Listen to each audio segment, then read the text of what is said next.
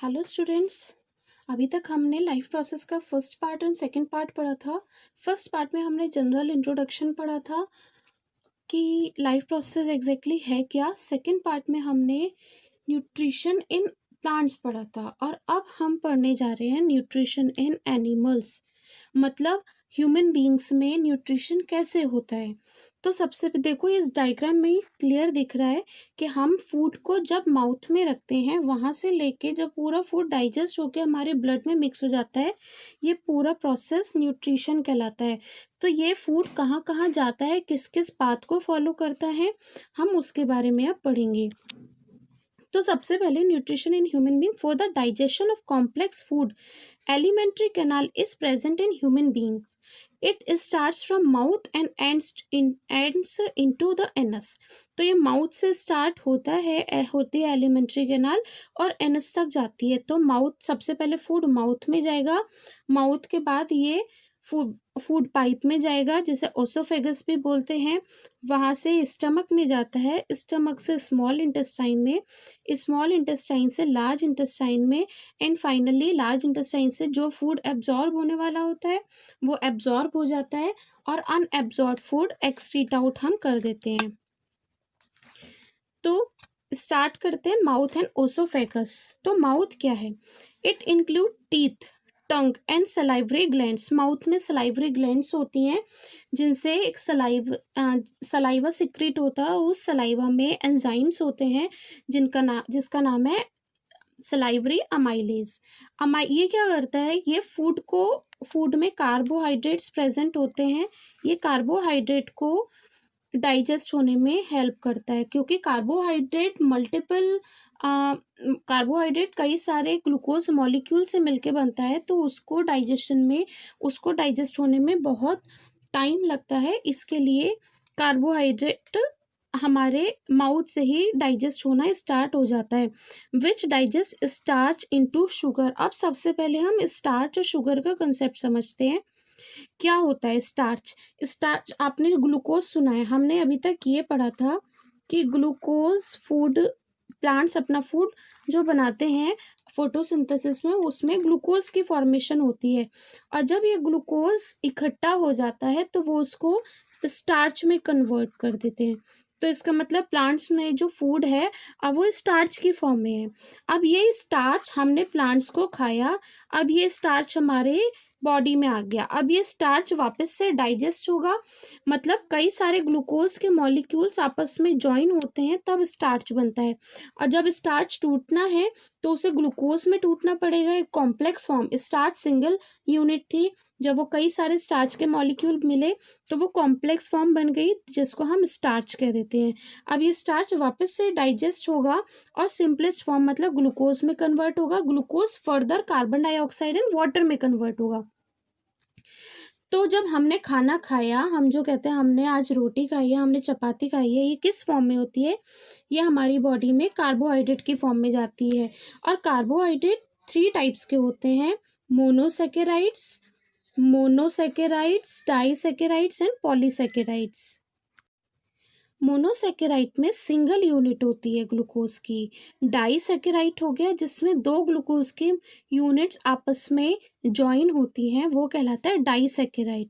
और पॉलीसैकेराइड जिसमें कई सारे ग्लूकोज के मॉलिक्यूल्स कंबाइन होते हैं। तो यहाँ पर जो स्टार्च है ये पॉलीसैकेराइड है। पॉलीसैकेराइड मोनोसैकेराइड में ब्रेक डाउन होता है। तो जो हम सलाइवरी अमाइलेज है ये क्या करता है? स्टार्च को शुगर मतलब माल्टोज या फिर सिंगल यूनिट में कन्वर्ट करता है। ठीक है, तो अब माउथ में क्या होता है? माउथ में जैसे ही हम फूड रखते हैं तो वो च्यू करना स्टार्ट करते हैं। च्यू मतलब उसको हम छोटे छोटे पार्टिकल्स में तोड़ते हैं फूड को, जिससे कि हम एक डायरेक्ट तो मुंह में नहीं खा सकते ना, कोई भी खाना एकदम हम मुंह में रख के बिना च्यू करे उसे नहीं पेट में पहुंचा सकते। तो इसके लिए हमारे माउथ में सलाइवरी ग्लैंड्स प्रेजेंट होती हैं। उन ग्लैंड से सलाइवरी अमाइलेज नाम का एक एंजाइम सिक्रीट होता है जिसकी वजह से स्टार्च शुगर में कन्वर्ट होना स्टार्ट हो जाता है। और इसीलिए ये बात कही जाती है कि हमें एक खाने के टुकड़े को, एक जो चपाती का टुकड़ा हम मुंह में रखते हैं उसको एटलीस्ट 32 टाइम्स च्यू करना चाहिए अपने माउथ में, जिससे कि वो ज़्यादा जिससे कि वो एक तो स्मॉल पार्टिकल्स में टूट जाए, क्रश हो जाए, और उसमें इन सफिशिएंट अमाउंट में सलाइवरी अमाइलेज मिक्स हो जाए, जिससे कि उसका डाइजेशन वो जिससे कि डाइजेस्ट करना इजी हो जाता है। अब यहाँ पे फूड हमारा माउथ में पहुंचा और हमने उसको चर्न किया। चर्न मतलब छोटे छोटे टुकड़ों में कन्वर्ट कर लिया। अब आता है ओसोफेगस। ओसोफेगस क्या होता है? Oesophagus, from the mouth food is taken into the stomach through food pipe. Oesophagus को फूड पाइप भी कहते हैं। मतलब यहाँ से, अब देखो डायग्राम में दिख रहा है आराम से, हमने फूड को यहाँ रखा, अब ये आ गया हमारा ओसोफेगस। यहाँ से फूड हमारा स्टमक में जाता है। तो यहाँ पे जो फूड स्टमक में पहुँचता है वो पहुँचता है पेरिस्टाल्टिक मूवमेंट के थ्रू। पेरिस्टाल्टिक मूवमेंट क्या होता है? ये देखो, ये लिखा है पेरिस्टाल्टिक मूवमेंट। ये देखो यहाँ पे क्या है, ओसोफेगस एक बार तो स्ट्रेच हो रहा है, फिर रिलैक्स होके छोटा हो गया, फिर स्ट्रेच हुआ। इसका रीजन क्या है? ये देखो, ये है पेरिस्टाल्टिक मूवमेंट। ठीक है, यहाँ पे क्या होता है, हमारा फूड यहाँ आया, अब एक बारी फूड यहाँ आया तो ये बड़ा हो गया। अब ये तो श्रिंक हो जाएगी, जिससे फूड यहाँ आ जाएगा। अब क्या है, ये फूड यहाँ आ जाएगा तो ये फूल जाएगी और ये पतली हो जाएगी। ये एक ट्यूब की तरह समझो। देखो फिर से बताती हूँ मैं, ये एक ट्यूब है, ठीक है। ये अब फूड यहाँ आया, यहाँ पर आके अब फूड यहाँ पे आया तो ये इसका सरफेस एरिया ज़्यादा हो गया। अब ये फूड यहाँ पतला है। अब ये जब फूड नीचे आएगा तो ये अब यहाँ आ गया। अब फूड और नीचे आएगा, ये यहाँ आ गया। तो ये मूवमेंट कहलाता है जब एक के बाद एक फूड का पार्टिकल नीचे सरकता जाता है, तो ये कहलाता है पेरिस्टाल्टिक मूवमेंट। यहाँ पे देखो लिखा भी है कॉन्ट्रैक्टेड मसल्स और रिलैक्स्ड मसल्स, ठीक है। तो ये क्या है, पेरिस्टाल्टिक। जब ये फूड नीचे जाएगा तो यहाँ पे ये कॉन्ट्रैक्ट हो जाएगी और यहाँ पे आके रिलैक्स हो जाएगी जब उसमें फूड है। अब ये इस मूवमेंट के साथ फूड हमारा स्टमक में आ गया।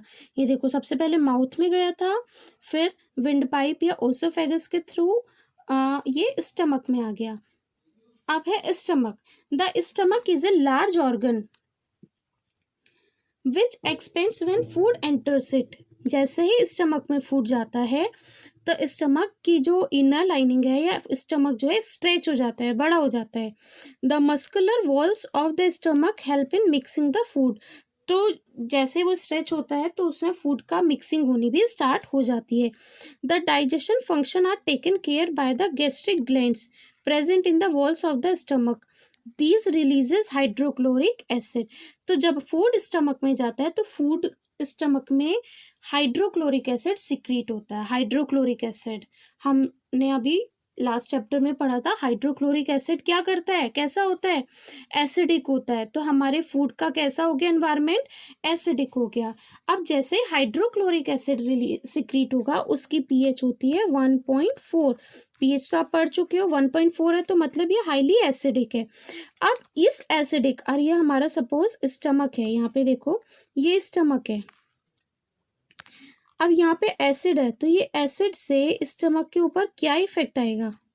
देखो ये एसिड है तो ये जो इनर लाइनिंग है ये वाली, ये एसिड से इफेक्ट इसके ऊपर बहुत ज़्यादा इफेक्ट पड़ेगा कि ये इतनी सॉफ्ट होती है। हमारी इंटरनल स्टमक की इंटरनल लाइनिंग इतनी स्मूथ, इतनी सॉफ्ट होती है कि स्टमक को एसिड से बहुत ज़्यादा नुकसान हो सकता है। इसलिए जैसे ही एसिड सिक्रीट हुआ वैसे ही यहाँ पे एक म्यूकस की लेयर बन जाती है जो हमारे इंटरनल स्टमक की वॉल को बर्न होने से या कोरोड होने से बचाती है। अगर म्यूकस सिक्रीट होगा, म्यूकस की एक लेयर बन गई यहाँ पर इसके चारों तरफ अंदर ही अंदर, तो क्या हुआ, एसिड का रिएक्शन जो होगा उस म्यूकस उसको हमारे स्टमक तक टच नहीं होने देगा, तो हमारे स्टमक प्रोटेक्ट रहता है।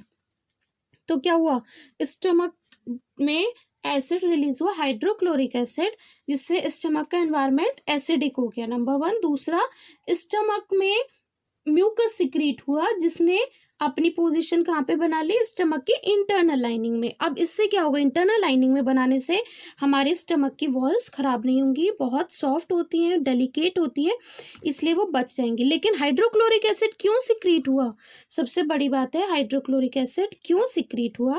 हाइड्रोक्लोरिक सिक्रीट होने का रीज़न था सबसे पहले स्टमक का जो पीएच है वो एसिडिक बनाना, नंबर 1। जब पीएच एसिडिक होगा तो स्टमक में एक पेप्सिन नाम का एंजाइम सिक्रीट होगा। यहाँ पे देखो ये लिखा है, creates an acidic medium which facilitate the action of enzyme pepsin. तो एंजाइम जो पेप्सिन होता है वो कब वर्क करता है, जब स्टमक का पीएच एसिडिक होगा, ये पीएच कम होगा। तो जब स्टमक का पीएच 1.4 होता है तभी पेप्सिन अपना वर्क दिखाएगा। तो हाइड्रोक्लोरिक एसिड का एक एक्शन तो हो गया कि उसने एंजाइम के एक्शन को बढ़ा दिया पेप्सिन के। दूसरा, सिर्फ पेप्सिन के लिए तो स्टमक से नहीं रिलीज होगा, दूसरा इसका रीजन है हम जो भी चीज़ें खाते पीते हैं, सपोज हम मार्केट में जाके स्टॉल से चाउमीन बर्गर कुछ भी खाते हैं, तो क्या वो हमारे लिए फ़ायदेमंद होते, उसमें जर्म्स नहीं होते, होते हैं ना, कितने जर्म्स होते हैं।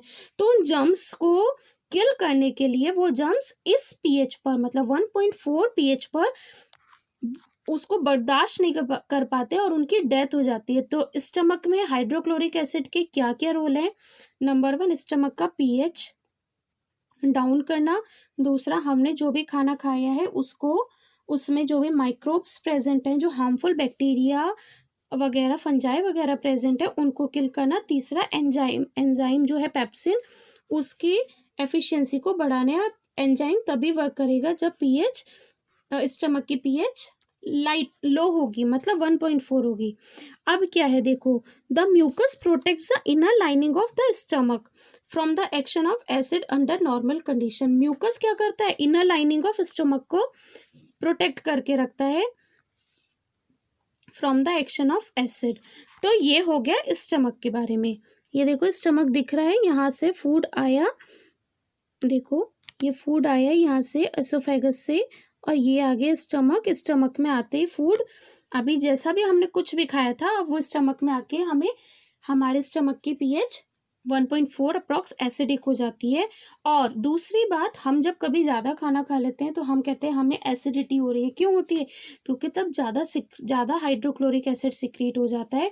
तो इसके लिए हम क्या करते हैं, एक एंटा एसिड खा लेते हैं, लाइक डाइजीन या कुछ इनो वगैरह पी लेते हैं। ये क्या काम करते हैं, एंटा एसिड का, वो उस एसिड को हमारे स्टमक में जब एसिडिटी और डाउन हो जाती है, ज़्यादा एसिड सिक्रीट हो जाता है तो उसको न्यूट्रल कर देते हैं, तो हमें एसिडिटी जो होती है वो नॉर्मल हो जाती है, हमें रिलैक्स फील होता है।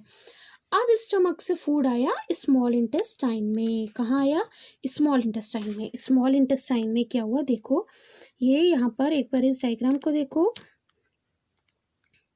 ये था माउथ, यहाँ से हमने फूड में सलाइवरी अमाइलेज मिक्स हुआ, यहाँ से कार्बोहाइड्रेट का डाइजेशन स्टार्ट हो गया, यहाँ से फूड आया ओसोफेगस में, और ओसोफेगस से आया स्टमक में। स्टमक का अब यहाँ पे काम हो गया, स्टमक में आते ही हाइड्रोक्लोरिक एसिड सिक्रीट हुआ था, म्यूकस आया था, और तीसरा था पेप्सिन नाम का एक एंजाइम सिक्रीट हुआ था। अब पेप्सिन क्या करता है, पेप्सिन प्रोटीन को डाइजेस्ट करने का काम करता है। प्रोटीन डाइजेस्ट होता है अमाइनो एसिड्स में, तो यहाँ से प्रोटीन के डाइजेशन का स्टार्टअप हो जाता है। अब हम पढ़ते हैं स्मॉल इंटेस्टाइन में क्या होता है।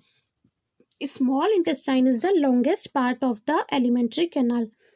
It secretes intestinal juice which contain many enzymes do following functions. अब यहाँ पर दो, ये देखो ये यहाँ पे एंजाइम्स होते हैं जिनका फंक्शन होता है, पहले पेप्टोन, माल्टोज, सुक्रोज और फैट्स। तो पेप्टोन्स जो हैं ये एंजाइम्स क्या करते हैं, पेप्टोन को अमाइनो एसिड, मतलब ये क्या है, प्रोटीन है, ये प्रोटीन को तो अमाइनो एसिड में कन्वर्ट कर देते हैं।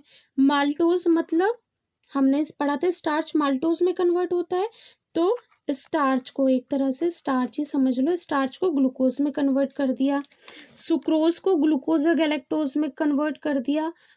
सुक्रोज होता है जब दो मॉलिक्यूल्स ग्लूकोज के कंबाइन होते हैं तब सुक्रोज बनता है, तब सुक्रोज और सिंगल यूनिट में कन्वर्ट हो गया, तो अब ये ग्लूकोज सिंगल मॉलिक्यूल हो गया। फैट्स को फैटी एसिड एंड ग्लिसरॉल में कन्वर्ट करता है।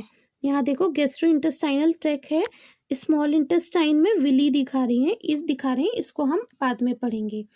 तो अब कहाँ आया फूड? स्मॉल इंटेस्टाइन में। लेकिन अब देखो दो चीज़ें होती हैं। इस हमने क्या देखा था, स्टमक में हमारे स्टमक का जो एनवायरनमेंट होता है वो एसिडिक होता है, जिससे वहाँ पे पेप्सिन अपना वर्क करने लगता है। मतलब पेप्सिन एक एंजाइम होता है जो प्रोटीन को डाइजेस्ट करना स्टार्ट करता है।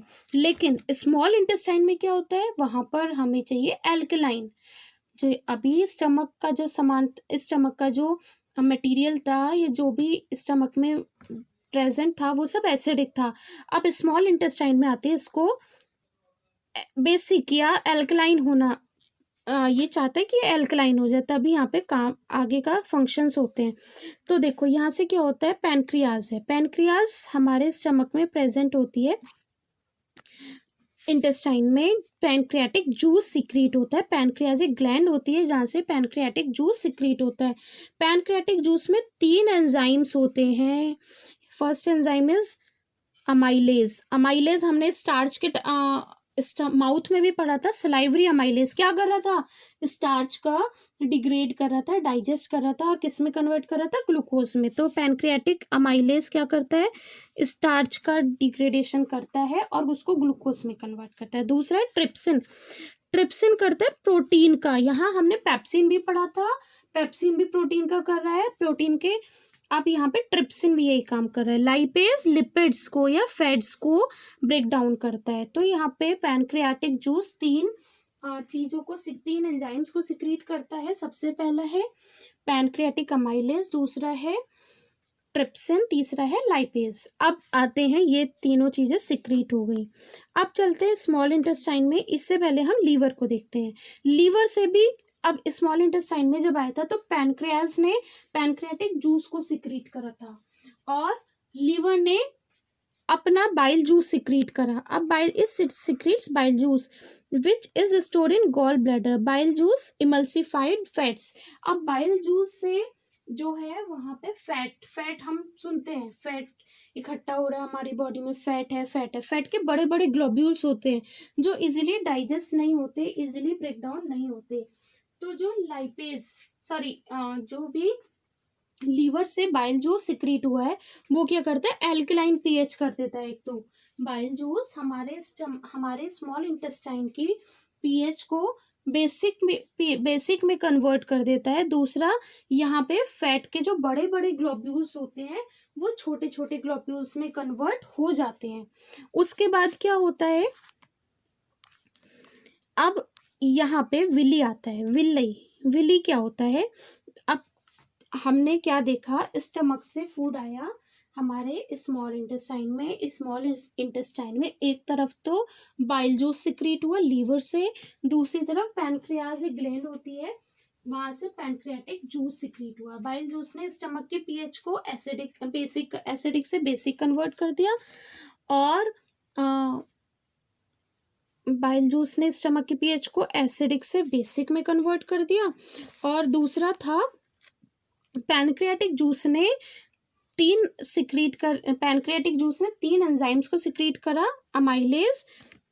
अमाइलेज था, दूसरा ट्रिप्सिन था, तीसरा लाइपेज था। ठीक है, अब यहाँ पे आता है विली। इन तीनों एंजाइम्स ने कार्बोहाइड्रेट को, प्रोटीन को डाइजेस्ट कर लिया, लिपिड्स को डाइजेस्ट कर दिया। अब villi, the digested food is taken up by the walls of intestine.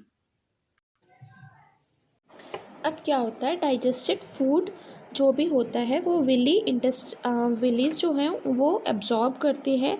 और अब क्या हुआ, the villi are richly supplied with blood vessels which takes the absorb food to each and every cell of the body. और ये क्या करती है, जितना भी फूड होता है एब्जॉर्ब, उसको पूरे एनिमल बॉडी में ट्रांसपोर्ट करती है। सारे टिश्यूज़ और ऑर्गन्स में ये फूड पहुंच जाता है ब्लड के थ्रू। अब क्या होता है, इसके बाद जो अनएब्जॉर्ब फूड बचता है, ऐसा नहीं है कि हमने जितना फूड हमने इनटेक किया है वो सब एब्जॉर्ब हो जाए। कुछ फूड होता है जो अनएब्जॉर्ब रह जाता है, तो वो कहाँ जाएगा, लार्ज इंटेस्टाइन में। Large intestine is wider than small intestine. तो स्मॉल इंटेस्टाइन को स्मॉल क्यों कहते हैं, जबकि वो लार्ज इंटेस्टाइन से बहुत बड़ी होती है।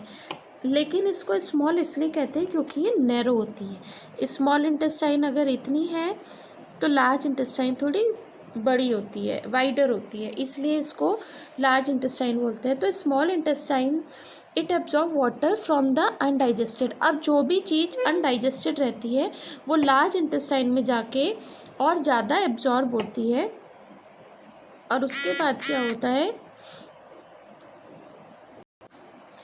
और उसके बाद जो भी अनडाइजेस्टेड फूड होता है वो वहाँ से एब्जॉर्ब हो जाता है। ये देखो, अगर हम इस डायग्राम को एनलार्ज करते हैं, the large intestine absorb water and some nutrients, it also package waste material into stool. Stool means जो हम भी एक्सक्रीट आउट करते हैं। तो हमने जो खाना खाया वो माउथ से ओसोफेगस या फूड पाइप में गया, फूड पाइप से स्टमक में गया, स्टमक से स्मॉल इंटेस्टाइन में गया, स्मॉल इंटेस्टाइन से वो एब्जॉर्ब हो गया, जो अनएब्जॉर्ब रह गया वो हमारी लार्ज इंटेस्टाइन में जाता है। लार्ज इंटेस्टाइन में जाके ये देखो वाटर, सॉल्ट्स एंड विटामिन्स, जो भी बड़े बड़े मॉलिक्यूल्स से वो इसको अब वो यहाँ पे एब्जॉर्ब होते हैं। तो ये लार्ज इंटेस्टाइन है। उसके बाद यहाँ पे ज़्यादातर जो प्रोटीन के या फैट के ग्लोब्यूल्स हैं, फैट के मॉलिक्यूल्स, वो जो अनएब्जॉर्ब रह जाते हैं वो एब्जॉर्ब होते हैं। दूसरा वाटर एब्जॉर्ब होता है, और उसके बाद ये फूड पूरा डाइजेस्ट हो जाता है। बचा हुआ अनडाइजेस्टेड फूड हमारे बॉडी से हम उसको एक्सक्रीट आउट कर देते हैं। अब आता है पार्ट्स ऑफ एलिमेंट्री कैनाल। ये आपको समझ में आ गया। अब इसको एक बार और रिकॉल करते हैं। In the mouth the food is broken down into smaller particles by the teeth and mix with saliva from the salivary gland. Saliva में मिक्स होता है, उससे सलाइवरी ग्लैंड में जाता है।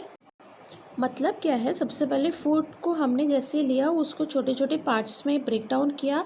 और एक चीज़ देखो, आप नोट करोगे कि हम कभी भी कोई भी सूखी चीज़ खाते हैं वो अल्टीमेटली हमारे मुंह में जाके गीली हो जाती है। हमने अगर सूखी नमकीन खाई है तो खाने के थोड़ी देर बाद जब हम मुँह चलाएंगे तो वो क्या है, वो वेट हो जाती है, पेस्ट बन जाता है उसका। क्यों बनता है? क्योंकि सलाइवरी ग्लैंड से सलाइवा सिक्रीट होता है, जिससे एक तो फूड स्मूथली हम लोग उसको अब वो हमारे फूड पाइप्स को क्रॉस करके स्टमक में जा सकता है। दूसरा अमाइलेज मिक्स हो जाता है उसमें। Saliva contains the enzyme salivary amylase which converts starch into sugar. तो सलाइवरी अमाइलेज स्टार्च को शुगर में कन्वर्ट करने लगता है, मतलब ब्रेक, यहाँ से ही स्टार्च का डाइजेशन स्टार्ट हो जाता है। Then the food passes through the oesophagus into the stomach. और फिर फूड कहाँ जाता है? ओसोफेगस में, स्टमक के ओसोफेगस के थ्रू स्टमक में जाता है।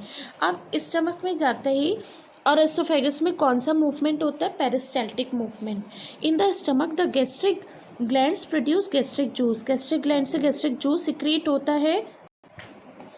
अब वो फूड हमारा स्टमक में जाता है, स्टमक में गैस्ट्रिक जूस प्रेजेंट होता है विच कंटेन्स एंजाइम पेप्सिन। तो पेप्सिन से क्या होता है?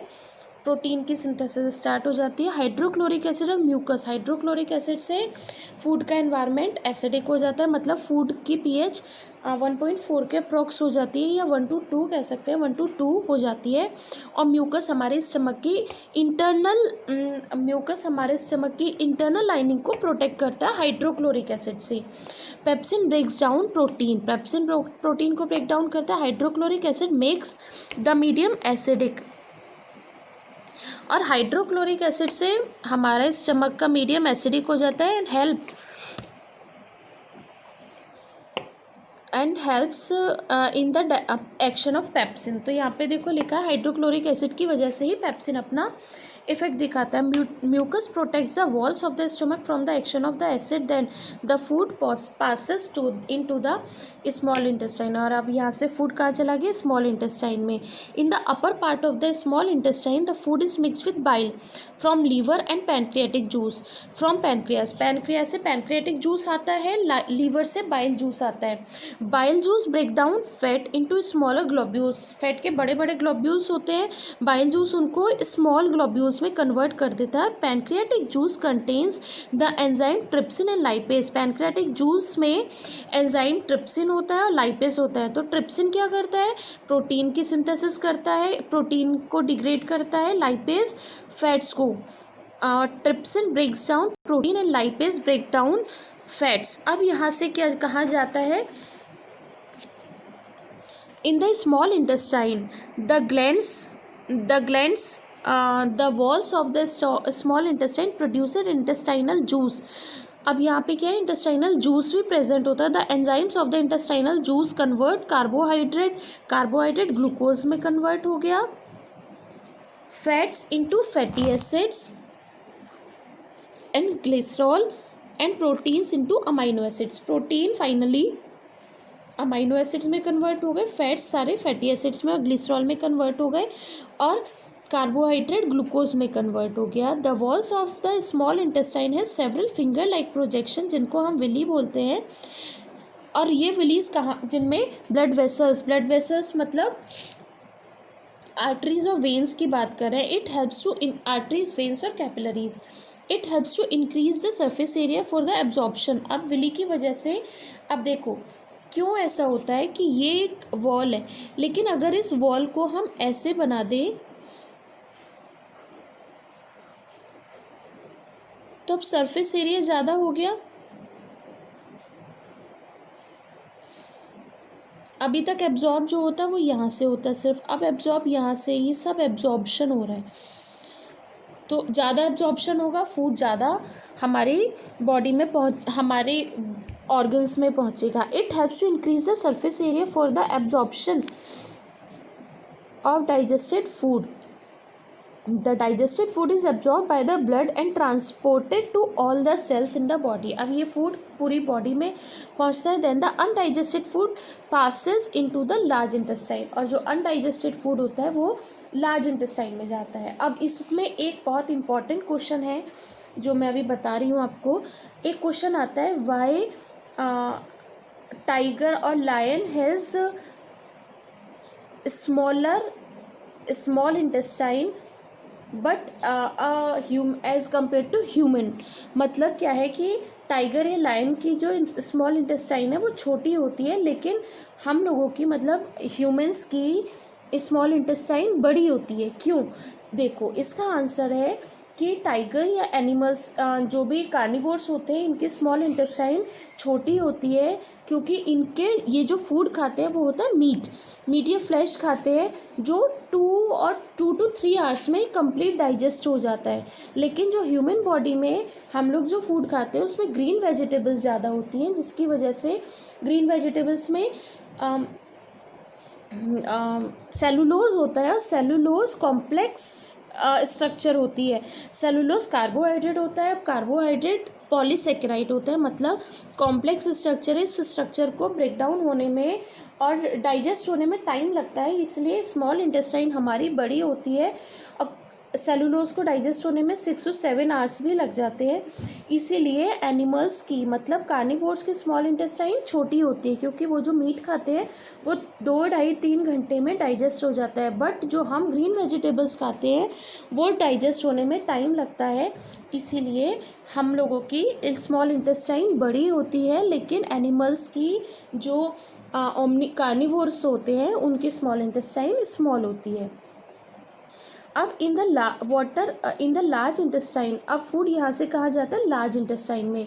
Water is absorbed and the waste material is remove through the anus, और जो भी फूड एब्जॉर्ब होता है वो एनस के थ्रू हमारी बॉडी से बाहर चला जाता है. जो अनएब्जॉर्ब फूड रहता है, वाटर वगैरह, ये सब लार्ज इंटेस्टाइन में जाके एब्जॉर्ब हो जाते हैं, और वेस्ट मटेरियल एनस के थ्रू हम एक्सक्रीट आउट कर देते हैं. अब देखो इस प्रोसेस को फिर से एक बारी देखो. ये फूड है, ये हमने च्यू करा, हमारे टीथ ने च्यू करा. अब यहाँ से ये फूड हमारे ओसोफेगस से कहाँ जाता है, ये आया स्टमक में. स्टमक में देखो एसिड सिक्रीट हुआ, अमाइलेज एसिड सिक्रीट हुआ, उसके साथ पेप्सिन आया, म्यूकस आई. अब इसने म्यूकस और पेप्सिन ने हमारे स्टमक की वॉल को प्रोटेक्ट किया, एसिड ने एसिडिक एनवायरनमेंट किया, और पेप्सिन ने प्रोटीन को डाइजेस्ट करना स्टार्ट कर दिया. अब यहाँ से देखो, ये देखो, ये तो है पैनक्रियाज, ये है लीवर. यहाँ से ये आया, लीवर से बाइल जूस आया, पैनक्रियाज से पैनक्रियाटिक जूस आया. इन्होंने क्या करा, अपने एंजाइम्स को सिक्रीट कर दिया, जिससे अब यहाँ की पीएच कैसी हो गई, एल्कलाइन। अब ये स्मॉल इंटेस्टाइन है, ये देखो फूड स्मॉल इंटेस्टाइन बड़ी होती है तो ये ऐसे ऐसे ऐसे ऐसे घूमता जा रहा है। अब यहाँ पे आके फूड जो डाइजेस्ट होना था वो डाइजेस्ट हो गया, और जो अनडाइजेस्टेड फूड था वो लार्ज इंटेस्टाइन में आया, जो लार्ज इंटेस्टाइन से भी डाइजेस्ट नहीं हुआ वो फूड हमने अपनी बॉडी से एक्सक्रीट आउट कर दिया। This is the overall process of nutrition in human beings. अगर इसमें स्टिल कोई प्रॉब्लम है तो आप मुझसे मैसेज के थ्रू पूछ सकते हैं, but don't be confuse, easy है, समझने वाला है कंसेप्ट।